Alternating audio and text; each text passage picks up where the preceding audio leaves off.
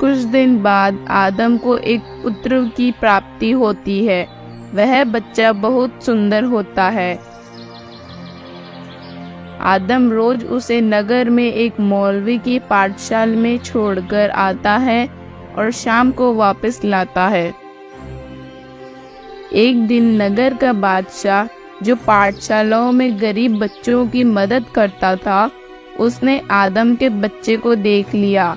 बादशाह ने बच्चे को देखते ही गले से लगा लिया, क्योंकि उसे वह अपनी बेटी की शक्ल जैसा सुंदर लगा। बादशाह ने मौलवी से पूछा कि यह बेटा किसका है। मौलवी ने बताया कि एक फकीर आता है और छोड़कर जाता है। बादशाह ने कहा कि इस बच्चे को मैं लेकर जा रहा हूँ और उस फकीर को बोल देना कि मेरे महल में आ जाए और इसे ले जाए।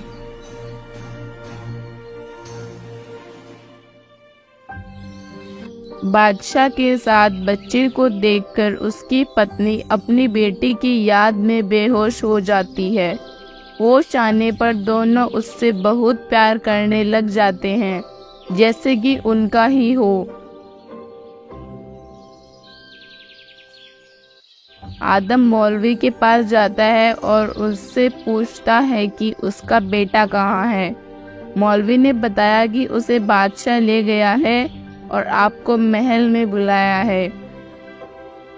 आदम डरता हुआ महल में जाता है। बादशाह ने आदम से पूछा कि यह बच्चा किसका है, हमें इसमें हमारी बेटी नजर आती है। आदम ने कहा कि यह आप ही की बेटी का है। बादशाह और उसकी पत्नी चौंक जाते हैं। आदम ने उन्हें पूरी घटना सच सच बता दी। बादशाह ने कहा कि अब से आप हमारे यहीं रहोगे और इस बच्चे को भी यहीं रखना चाहता हूँ। आदम मान जाता है।